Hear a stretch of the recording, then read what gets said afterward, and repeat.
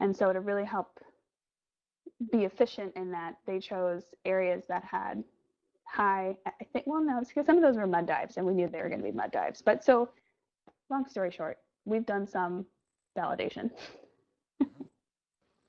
Yeah, there's been some validation over the last couple of years. One caveat to the number of species predicted is because they were using a database of what I think Lizzie said 30 species. There are more species than that available in the list. That was just the ones that they picked from the deep sea coral database, and it also includes sponges. And as with all models, the data that comes out is only as good as the data that goes in. And while the national database is a wonderful and excellent tool because they get records from all these different data providers, one of the caveats is that sometimes the identification of individuals down to the species level can be somewhat problematic. And that's something that we're working on improving over time using things like genetic tools and also just as the taxonomy improves. And so sometimes the model resolution is off, just because the data that went into the model turns out didn't have the greatest species resolution in the world. Yeah, and another potential shortfall of these is because they're only using presence-only models, there are no absences, so to speak, in this. It's a little bit less powerful because there aren't any locations where they can say, this area for sure did not have this coral, which would give them a better idea of what habitat characteristics they prefer. And so I think this group is also going to be doing some more advanced areas and in smaller areas where there is absence and presence data for some of these species to see how different their predictions are on a smaller scale relative to their presence only modeling too. So it's definitely a cool tool, but it's not, like Meredith said, your data is only as good, your predictions are only as good as your data. So this will be model validation data for them, looking at what we see. And also I can say that Matt is a friend of mine, so as we do these validation dives, when he ends up sending us on a mud dive, it's a great opportunity to tease us. I had seen yesterday when I brought up, I named it Pody Peninsula because I really stink at naming features, and we haven't been to this feature before. It's never been explored. So we were trying to, and I was using his models and a kind of, alliteration there, Pody Peninsula. I thought that was nice. And one of the recent validation efforts we did on last year's cruise, or was it the year before, it was a mud dive. And so I'm hoping this is Pody's Redemption Peninsula. I believe that was the dive that started the grand tradition of naming mud dives after whoever had picked the location. Which one? Whitmire Wasteland? Where was that? I think that was north of here. That was in one of the canyons, I think. Yeah, that's a good one. Yeah. Mud dives. I haven't heard it called that lately. Yeah. I was a little worried about yesterday's Anna south of Anacapa slope, but we hit some pretty cool habitat, so I'm pretty darn happy with that dive. Yeah, it turned out okay then. So is that map and database available to the public, or is that something that you have to know where to go to get it? It will be shortly. Matt is working on the final report to BOEM, and they're going to archive all of the predicting layers. So they synthesized a huge number of variables for a really large spatial domain, and all of those will be available to the public, as well as the prediction layers through NCEI, which is through NOAA. It's the office that archives a lot of the data, but it'll be accessible to the public. And we're excited that we're going to use some of those layers in the education portal for sanctuaries. We're doing a deep sea coral sea sketch portal, which has it's an online web-based mapping tool, and students will be able to go in just from their web What's browser, that? so no special GIS software required. C-Sketch is the name of the lab that created this web mapping tool, and a lot of those layers will be available there, and they're very easily accessible. Zoom in, zoom out, click, get the metadata, that kind of thing. So we're going to ingest some of those so students can look at them, and we're going to write the curriculum around them, encouraging them to explore and draw their own MPA or draw their own cruise plans and that kind of thing. So we're really excited about that too. And the deep sea coral map data is publicly available through NOAA's deep sea coral website. It's also hosted by NCEI, and they are starting to incorporate some of the habitat suitability modeling outputs into that map tool as well. So it's a layer that in some regions you can turn on. And I think they're going to be trying to incorporate some of the BOEM model regions into that tool. Yeah, and I think I'll let Nicole know when that's publicly available, because I could see the Nautilus using that to inform where they might choose to go on, maybe on a smaller scale. Yeah, it might just anytime be there's useful more to data have. like that, that's really great to have in dive planning when we're, we Yeah. often use slope maps, ergosity, backscatter, and the bathymetry itself, and then, based on what we know about a region or what we've seen so far, but any extra habitat information is definitely can steer us in one way or another. Definitely, I'll make sure to make a note of that so you guys have that when it's out. Thank you. That would be cool. Yeah, because that's pretty much the same thing that you guys are looking at. It incorporates everything you're already talking about, but also the environmental variables like temperature and current direction, which I imagine you wouldn't look at much to plan dives. Yeah, absolutely. Yeah. Showing 100 meters on the sub bottom. Roger that. Roger. 100 meters. It would be neat if there was a way to sort of ground truth from Nautilus mapping, compare the databases and see where there's correlations and where there's not on the Yeah, all our backscatter stuff matches. does go to R2R research to repository, or rolling deck to repository, and then it eventually ends up at NCEI, the same National Center for Environmental Information, the same database that was mentioned that this will be in. So curious to see over the years how that gets synthesized together in some products. Yeah, I'm sure some of the Nautilus mapping data was used to synthesize like the bathymetry map that they used. Sure, yeah. No. Siphonophore. Siphonophore? Oh, you gets me. It's the most scary animal for ROV pilots ever. Makes me jump every time. It's always good. Yeah. Well, especially when they're that size. Yes. Find myself reaching for a knife. The color of the fishing line. Fishing gear line. Yeah. Yeah, there it is again. There's our friend. Okay. It looks just like a rope. Yeah, with a little float on top. That's what 40 meters. 40 meters. Let's go manual. Jake? Yep. I'll give you a quick DVL set and switch over to... And you can slow down to 20 meters a minute.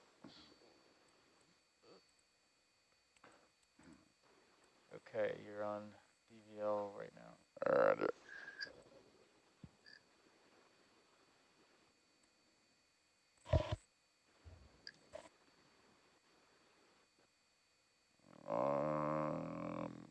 Should be pretty flat here, but I might be downhill from you, so why don't you come on, I'll stop there, and I'll buzz up to the north here, come under you.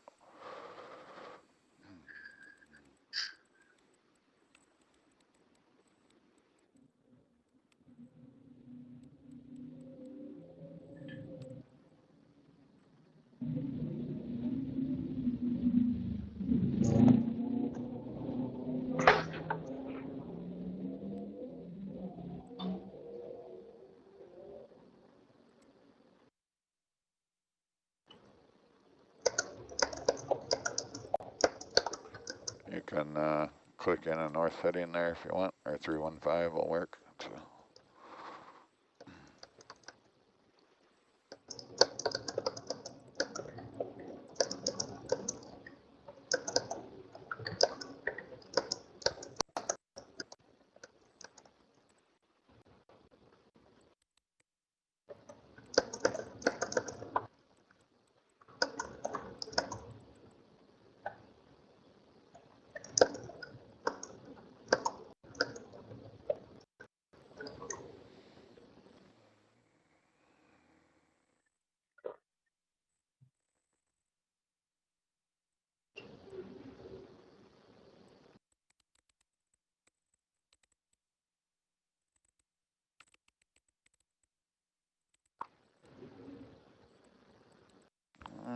Matches the map. There's some terrain off to the northeast, so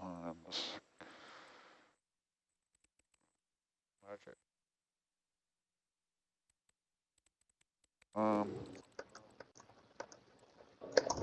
it is a line there, isn't it? Or is it Can't tell. very long savanna for it? Just gonna come back and have a look. Well, looks like a line.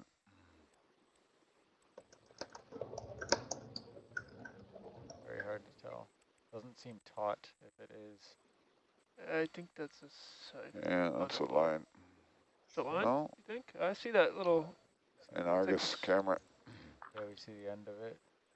Yeah. Man, these are, it's going to be a dive of those, isn't it? Oh. Do we see more line, fishing line? I'm not sure what I'm seeing. Either a very long savanna or some line. Gosh. Just gonna have a look. Investigate. Appears to be line.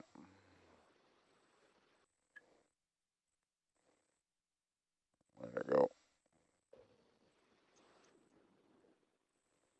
The visibility's not looking great either.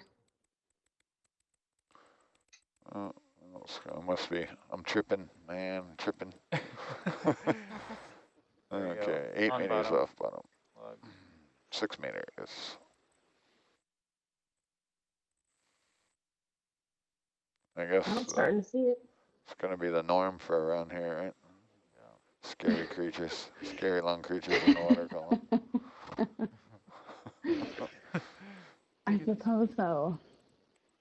Keeps you on your toes. Okay, Jake, why don't you make your altitude 20 meters? Roger, 20 meters.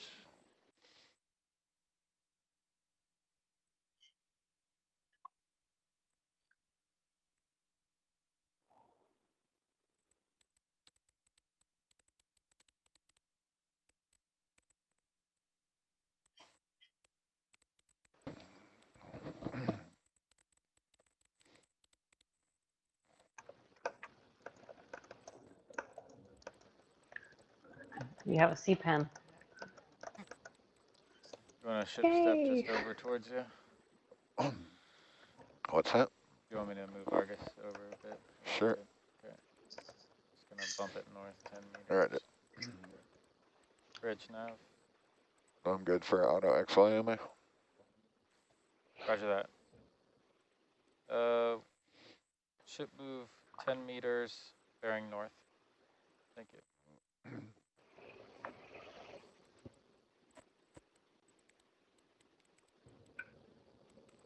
It's gonna work today.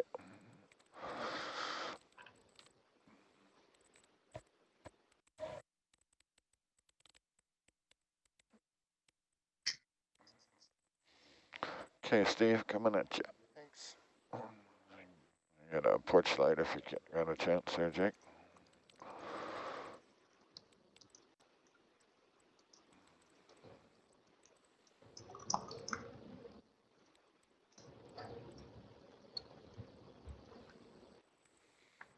We have a nice cat shark that just swam across the bottom of the screen. I was wondering what that was, but it was so small. I was like, I'm not going to venture to guess. Okay, we're gonna go black for a second.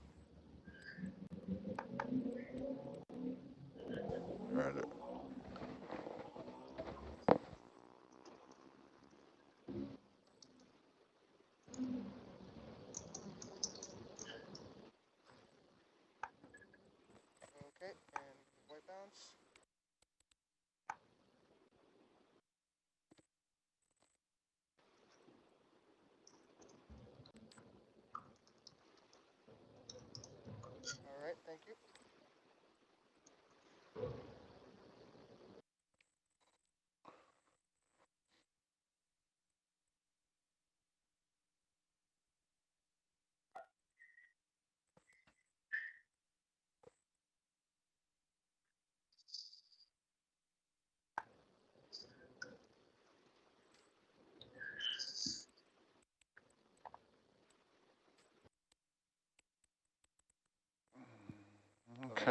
ready for reset? Ready. Style Okay, my good to go. trims in here a little bit. Right. Should be close enough to get started.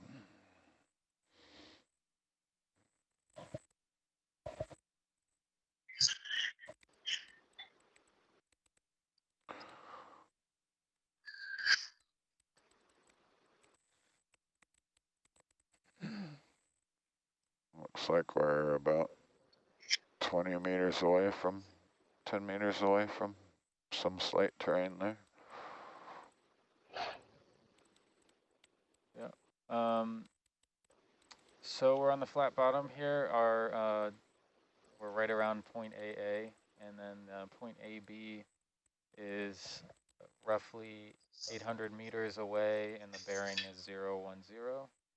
So whatever you'd like to start with here, let us know. Yeah, I think if we could take some small steps as we approach the terrain, if we come across some seat pens, it'd be great to get for Taylor Ann. And then if we do, I wonder how easy it would be to take a sediment core here. I wonder if it's like a network of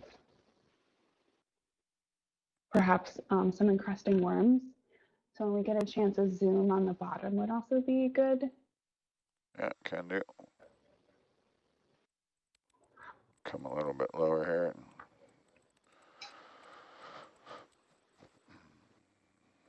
And if we could get the lasers on.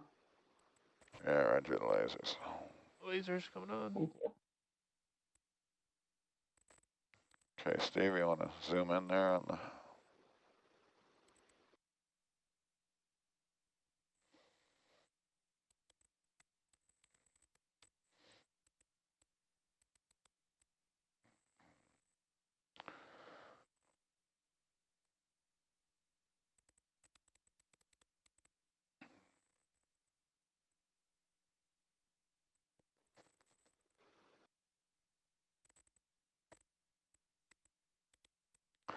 I'm just bouncing around on the autos there. I can set down if you want to closer static picture.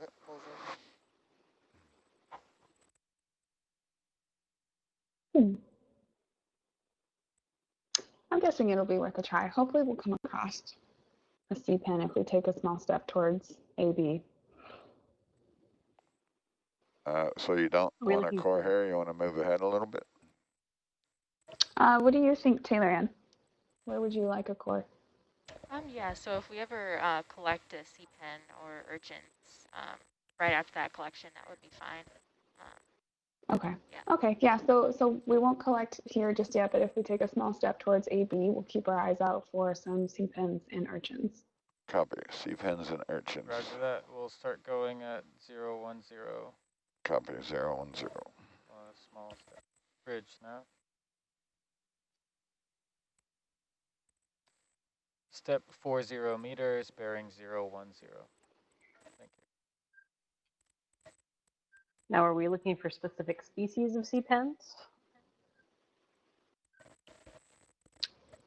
I think Anthopto, I'm right, Taylor? Yes, yeah, that's correct. Okay. Anthoptylum. I never get the pronunciation right. Yeah, but I guess if we start to see that those aren't around and we're seeing high density of another species, I'd be okay with that if it's allowed. But that was the one that I thought would be most interesting, given the quality on that. And it would seem soft and easy to digest. Chemicals.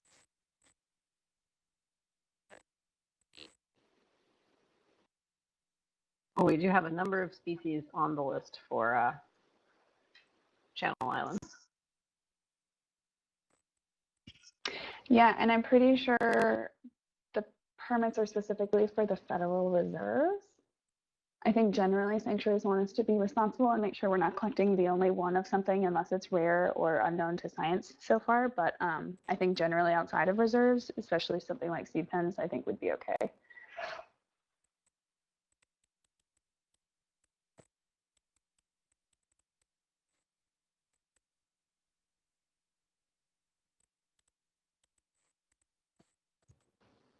Interesting little hard structure there. And figure out if it's rock or if it's carbonate or if it's actually like a mass of tube worms. Zoom in a bit, Steve. Yeah. Bunch of brittle That's stars good, and thanks. some encrusting sponge or tunicate, something. Huh. Is that a dead Pharea? That is a dead Pharea sponge. That's why it looks Okay. so complicated, and it is covered in brittle stars. Yeah. And actually looks like small portions of it may still be alive. They're that kind of white area, but the majority of it is dead. So that is a Pharea. This is a species of sponge that that skeleton can actually stick around for a long, long time because it fuses. It's got a fused skeleton. They can actually form reefs. And we do have some small sea pens in the sediment behind. They look like they're probably small funiculina. They are a species we collected last year that are a total pain to collect because they will dive into the sediment very quickly.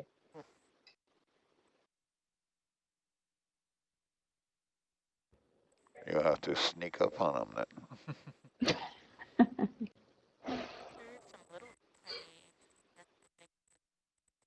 All right, that was a great zoom, so Okay, I'm good now. moving on.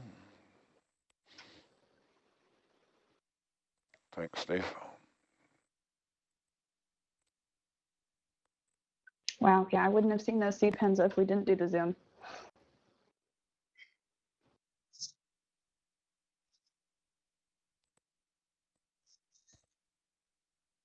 Sorry, I didn't catch that about the sea pens.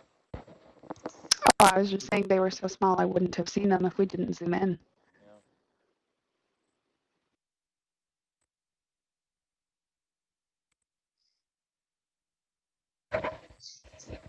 Another sponge on the bottom there.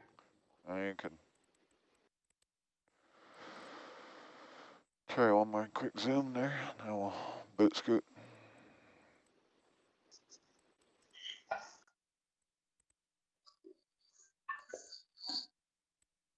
It's an interesting. It looked like the other ones back there near the Pharea. There's that shape. It looked quite dead.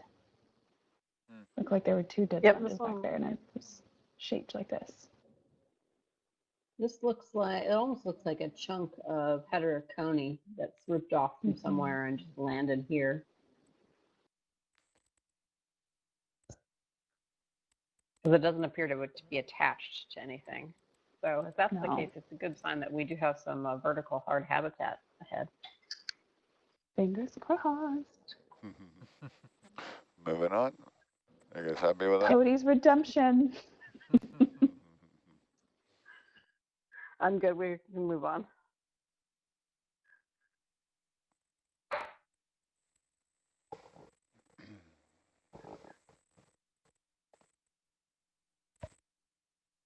It's going to be uphill a little bit.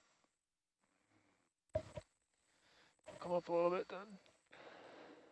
And maybe a meter or two.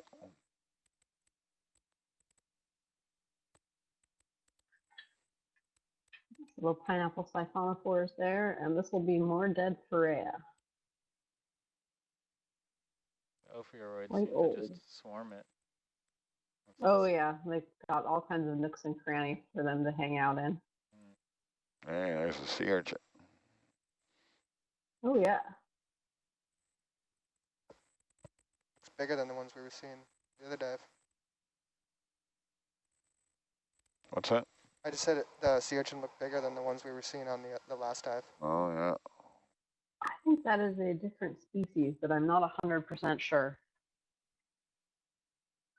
It looks furrier than the fragile pink urchins. And they, I think, are typically at a slightly shallower depth. Yeah, I'm wondering if that almost looked like an anemone, one of those big puffball guys. There is lots of stuff in this soft bottom.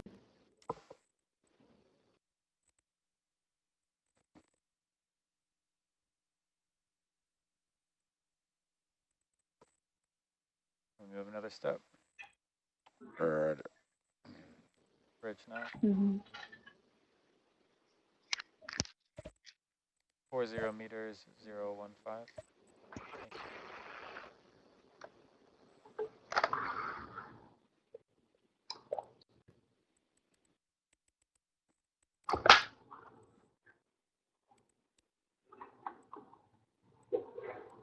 you.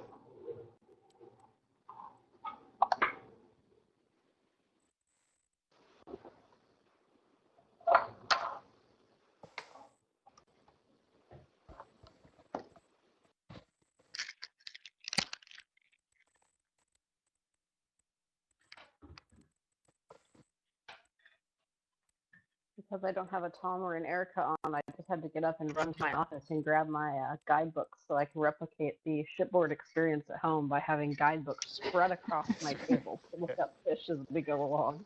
Rapidly flipping through them.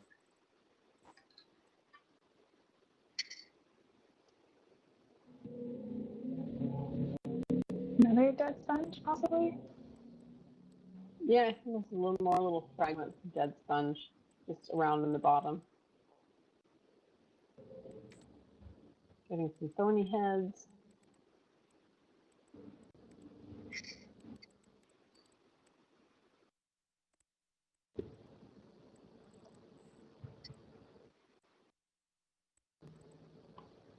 Still no sea pens. Or big ones, rather.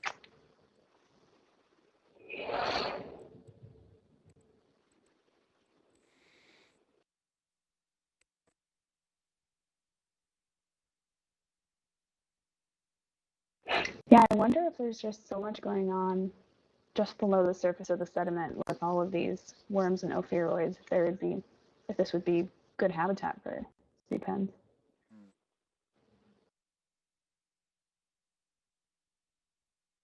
I can say that we have, with the eDNA, found that sometimes when we fire skins out in areas that look like this, even if we're not seeing sea pens, they will often show up in the supposedly blank sample. That's a wrecked sole we're looking at straight ahead.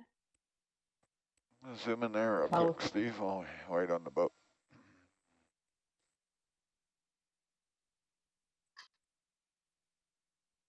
A very distinctive little pectoral fin there that's sharply shaped and often held up in the air.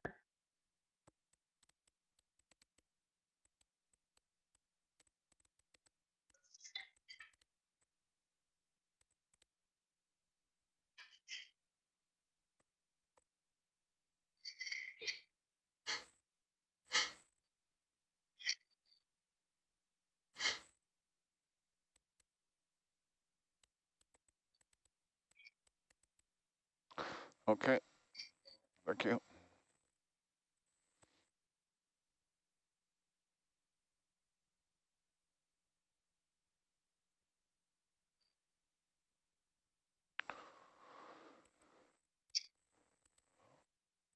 I can keep it more steady and slow down to 0.2. That way we'll have some time to stop.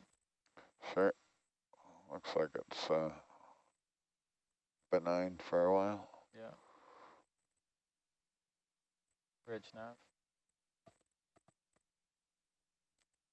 Let's add one step, 100 meters, 010, and let's slow speed to 0.2.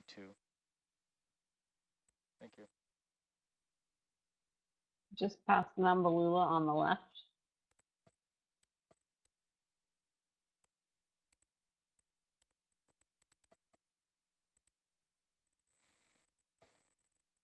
And we have a long spine thorny head.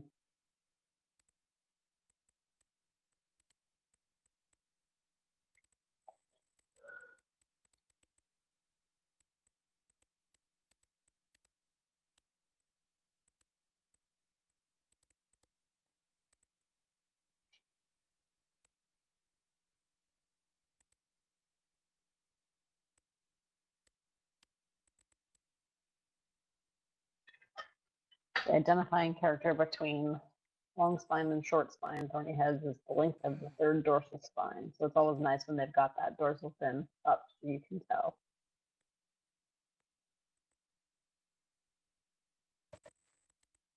Lots of siphonophores in the Argus screen. Yeah, fucking huge ones.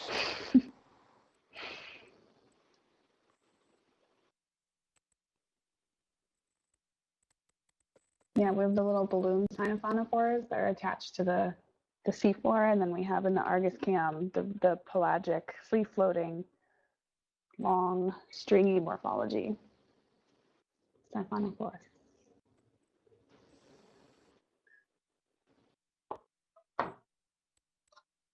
Oh, a hagfish.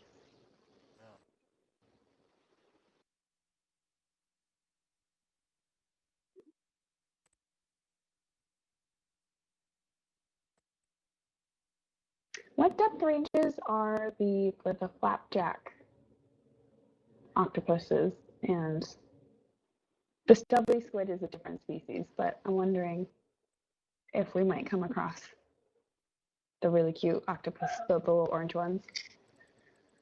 I think Dumbos. they start fairly deep, so I think possibly as deep as we go. I've seen them most frequently between about 500 and 300 meters. So Okay. possibly this afternoon as we get shallower. Yeah, fingers crossed. I love those guys.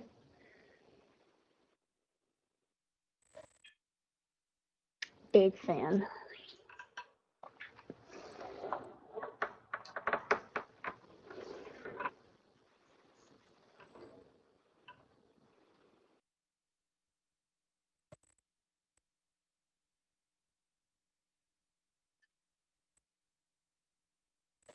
So sea pens could be around. Pardon? So sea pens could be around, but they could potentially be just retracted into the mud? Yeah, so not all species can retract into the mud, but several can. And so you can have areas like this that look totally blank, and it turns out that they're just retracted. I've seen a couple umbellula and a couple more of the little tiny funiculinas, but there could be other species that are just completely buried here.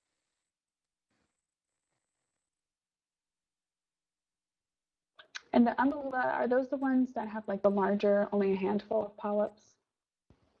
Yep, they usually have a ring of usually 8 to 10 polyps, sometimes less, sometimes as few as 4, right around this kind of giant flower-like head. There's one right now just on the left-hand side of the screen. Okay, that's what, okay.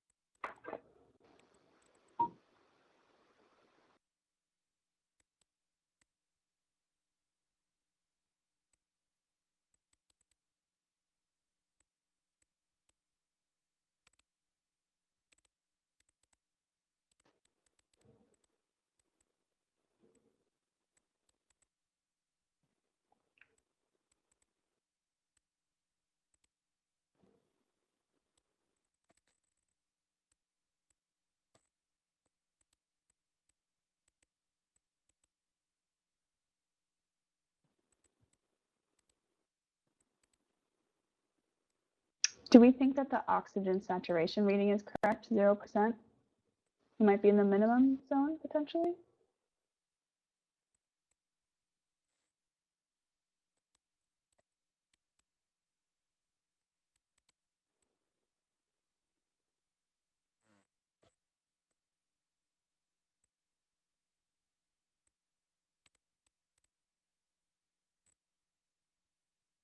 Yeah, I would be a little surprised if it's actually 0%, given that the fish don't seem to be pumping that hard, but nope, I think that's a fiber optic sponge. Maybe. Can we do a little zoom on the sponge to the right? Oh, and I see another sea pen up front too.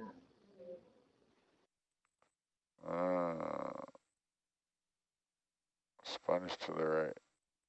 If you just turn to the heading to the right just a little, it's just the, like, just to the right of the vehicle. It just went off camera.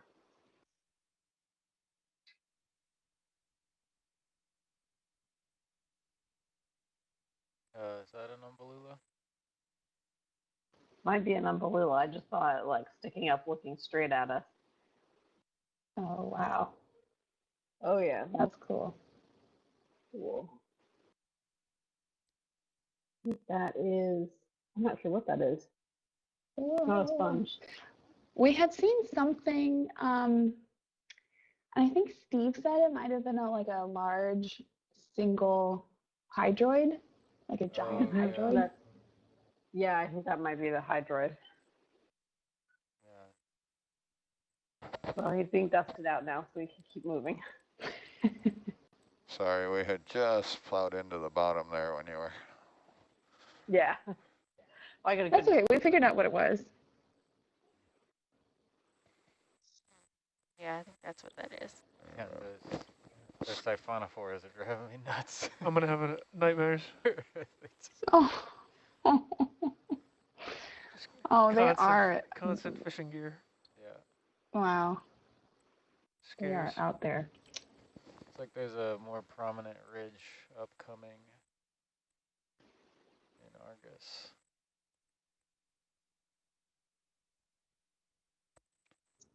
So it's getting steeper. Yeah. Hercules is farming a little bit there on the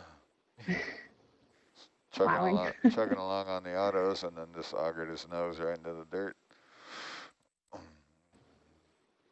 Another large hydroid to the right, left. Excuse me. Yep. Come on, C-Pan. Oh, well, there a rock. Or more dead sponge with other sponges growing on it. Anyway.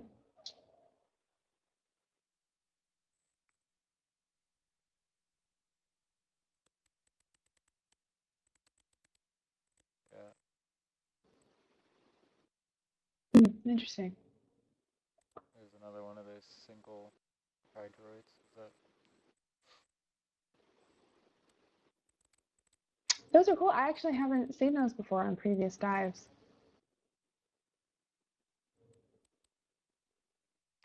It looks like we're just at the bottom of the hill here. Yeah.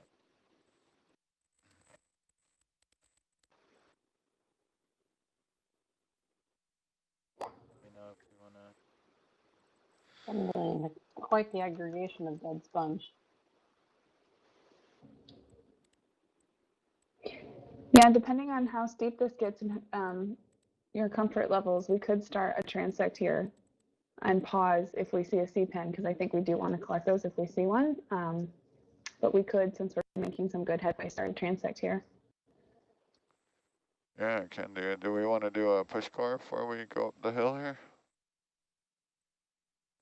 Happy with Only if Taylor wants one, even though we haven't seen a C-pen yet. Yeah, no, I don't think we need one. Okay. Okay. Just gonna Oh, some coral there. slide over to the sonar targets here. A little bit of what looks like Swiftia twigs growing on this mound of what looks to be dead sponge. Although this might be getting into more carbonate-like rock structure. That's what I'm wondering if there's an encrusting sponge or an encrusting tunicate that's on top of this. And if anyone has an eye for brachiopods, is that one, the little yellow one on the right? Look at them all close up. Yeah, it looks like a brachiopod. Zoom in there, Steve. Or is it the... Those are a bivalve species. That's not actually a brachiopod. Yeah, what was the... Okay. I just forgot it. You said it the other day. Acenta? Acenta bivalve? I don't know if that's that. Yeah. Gosh. We've got some encrusted They all tunicate. Look the same to me.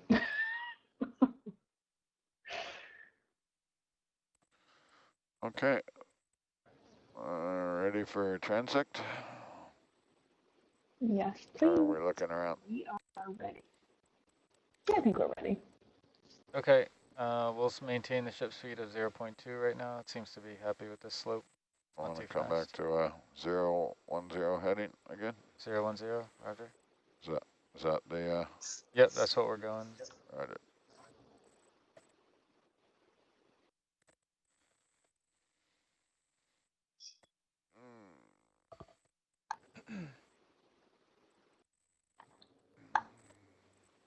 All right, Taylor Ann, you ready? Yep, ready. Call this the start dot.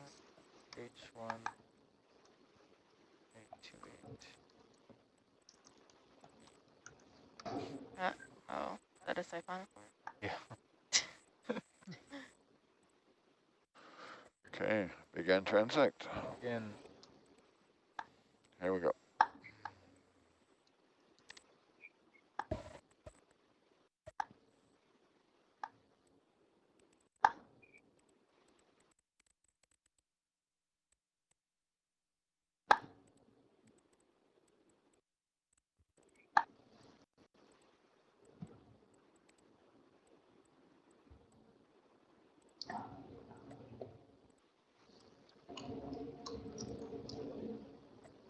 Bridge nav.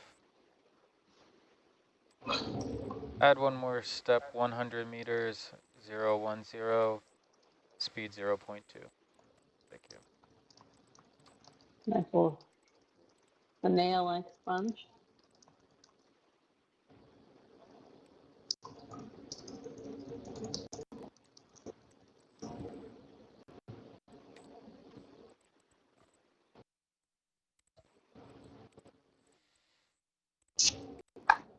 Lots of opioids, hoping that we'll mistake them for coral.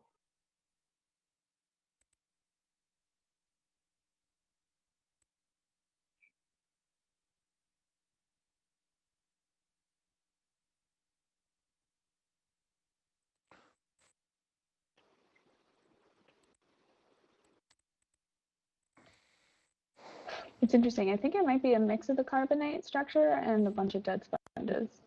It's hard to tell. Yeah, some of it just like it doesn't have that same clear wavy structure as the Phorea, so it may just be kind of more friable carbonate-like hard bottom, but it's definitely hard. It's got a lot of crusting life on it. It's not a things like that Poeciloastera sponge on the right that's dependent on the hard structure. Okay.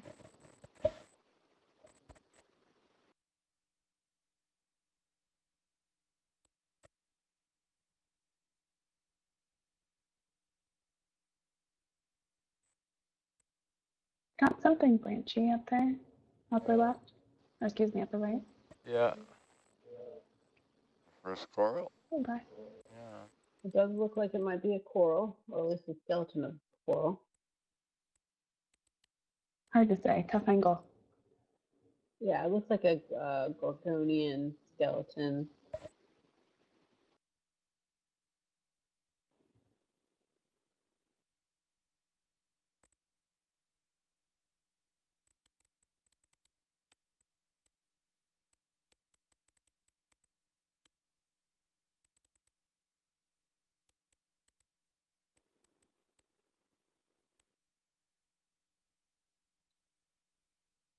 These yellow kind of round sponges are a group we've been calling Phanea. That is actually an Atlantic species of sponge, so that's one of the targets we're working on with Abby to do a lot more taxonomy on, because it may be a group that's actually different in the Pacific, but Phanea was the best name we have for it at the moment. So it's well described in the Atlantic and it needs work here in the Pacific? Yes, that's actually fairly typical. A lot of the deep sea species were worked on earliest in the Atlantic, and so they'll co-name them when they encounter something similar in the Pacific, and also from shallow to deep. A lot of the deep sea coral genera start out in genera that are actually assigned from shallow water coral species, and then either will stay in that genera or get teased out later.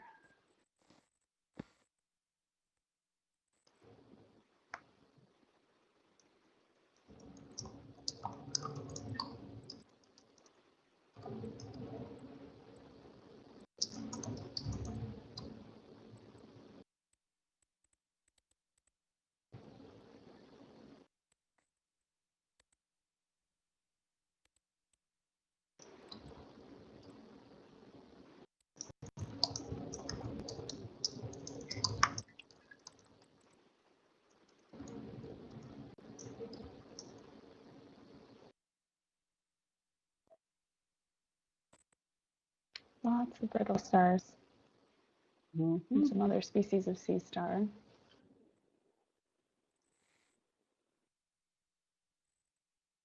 Interestingly, with all this mud, we also haven't seen many holothurians yet.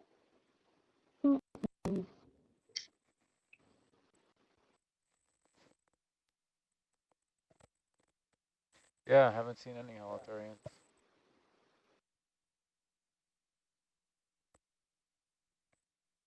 A lot of sediment down at the bottom of that slope down there.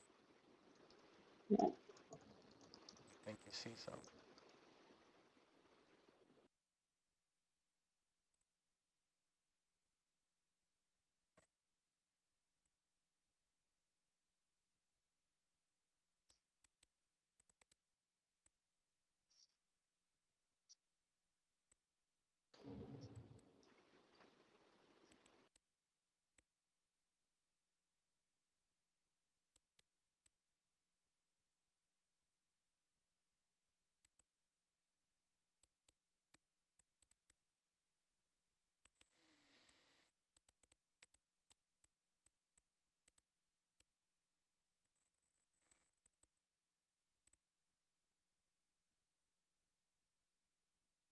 Fun with all these red ophiuroids is they make spotting corals really tricky because you keep looking and seeing just the arms sticking out and going, wait, oh no, wait, no.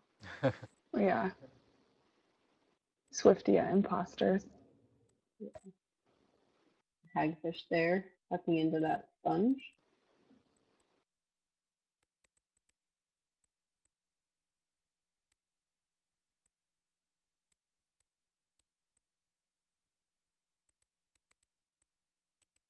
I think there's some holothurians I just saw there, the clear ones. Yeah. A deep sea sole. Coming across some. One sponge off to the left. Yeah. See it in Oh, and we Argus just went over a as well. mushroom coral. Oh yeah? Oh, cool.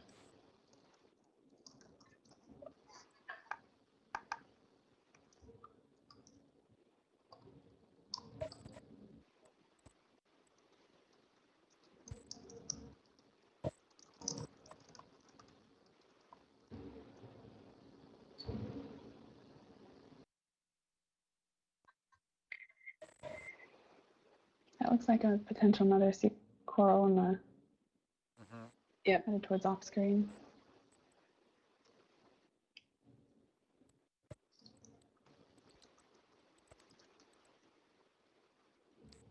Really an astonishing amount of ophiuroids around. Yeah. Really dominating the area.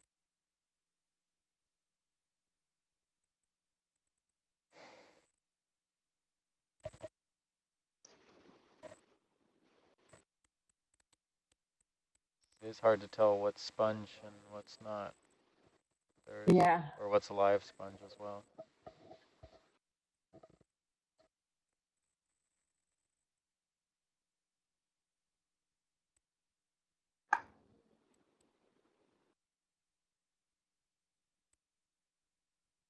This is a really interesting bottom type. Not one that I've seen a lot. Yeah. At least it's interesting. Yeah. Sponges seem to really get covered by, it looks like another type of encrusting sponge on the outside or something encrusting on it and all the sediment and the ophiuroids. It's a surprise that they can even breathe.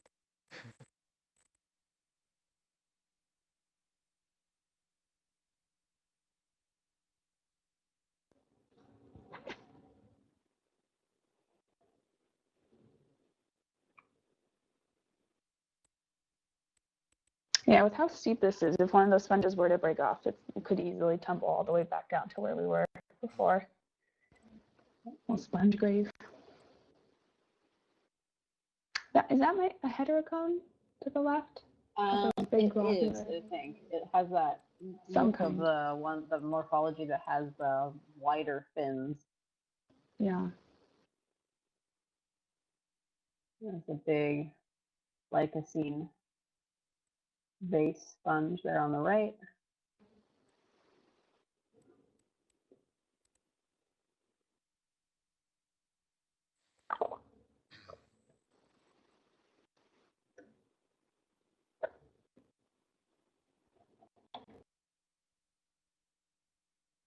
Tons of the bivalves in here. Makes me think of like the shallow water oyster reefs. Oh, there's one of those stationary holothurians. I remember the name. Oh, yeah. Oh, yep.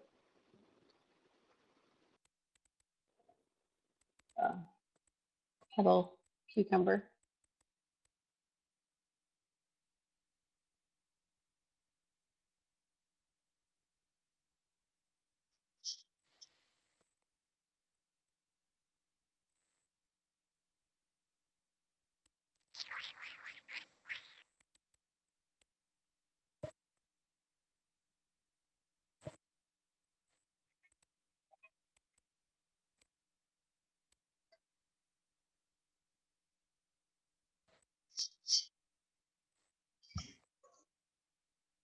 Can you pull up the Herc GUI on your keyboard? Over here? Yeah. Yeah. Somewhat. And click in the Grafana window and hit escape. And then on the pull down there, there's a, up here at the top, there's a ROV Pilot Plus.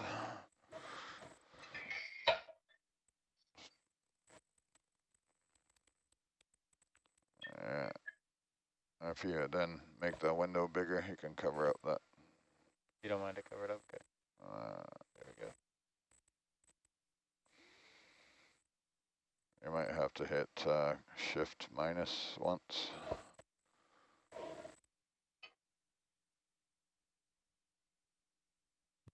Shift or control, I forget which one. Yeah, one more time. Oh, that's good. Yeah, thank you. Nice. Yeah. Thanks. Yeah.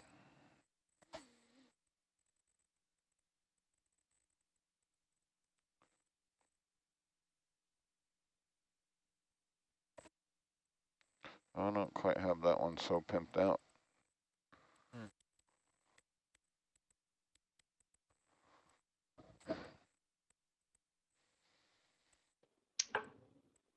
Maybe we'll get a C-pen.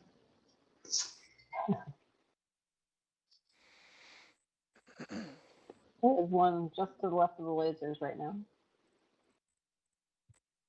Oh, nice. It's a little bit Fun. fluffier than the protactylon. Oh.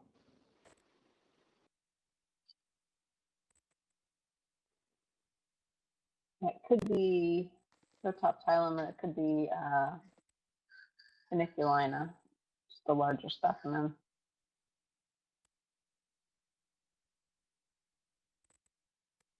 Oh, there's a holothurian. Kind of two worms closing up. Mm-hmm. The sea pen coming up above the hagfish. Oh, nice. We're about 5 meters from the 100-meter move on my half. Yeah. Oh, and a mushroom coral, too. There's a very white one. Click in another one. Think so. How long of a transect do you want this to be? If we 200 get 200 meters? meters up. 200, sure.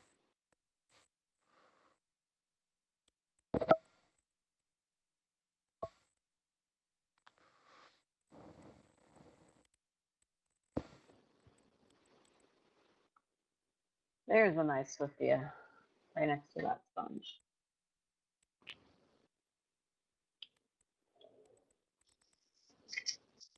Starting to get a little more corally, more mushroom coral. Yeah.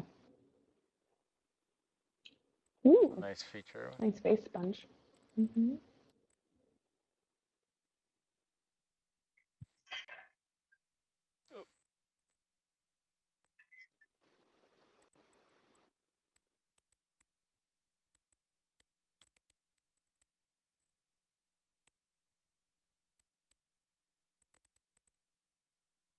Well, we've got Rich, some nice. good.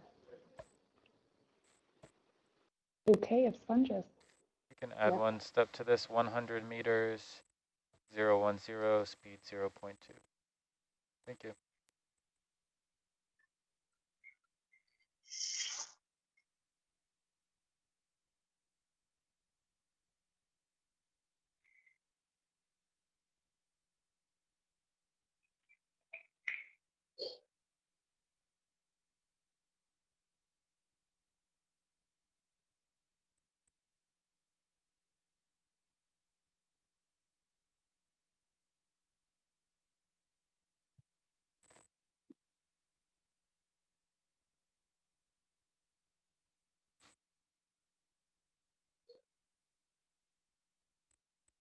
This now looks more just like rocky rubble.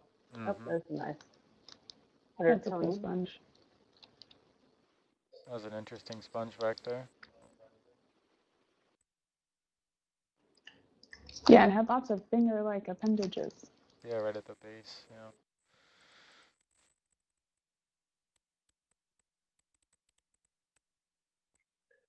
They look almost like roots.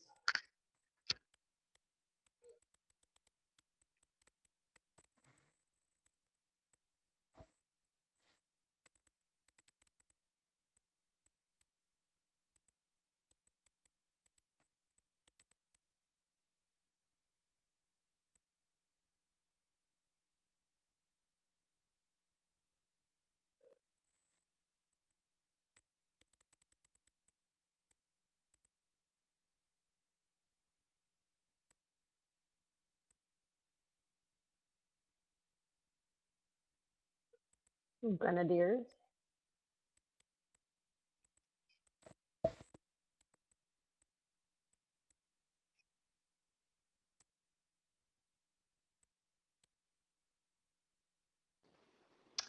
Are mushroom corals, do they like hard substrate?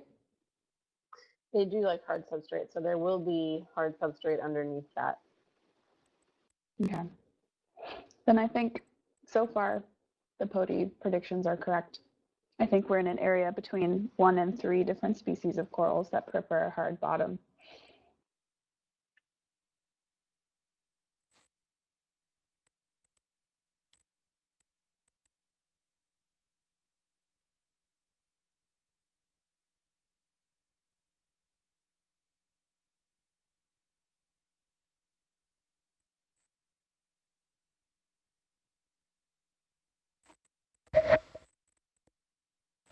So far, I'm only seeing 2 species of coral, mushroom corals and the occasional swifty twig. Mm-hmm.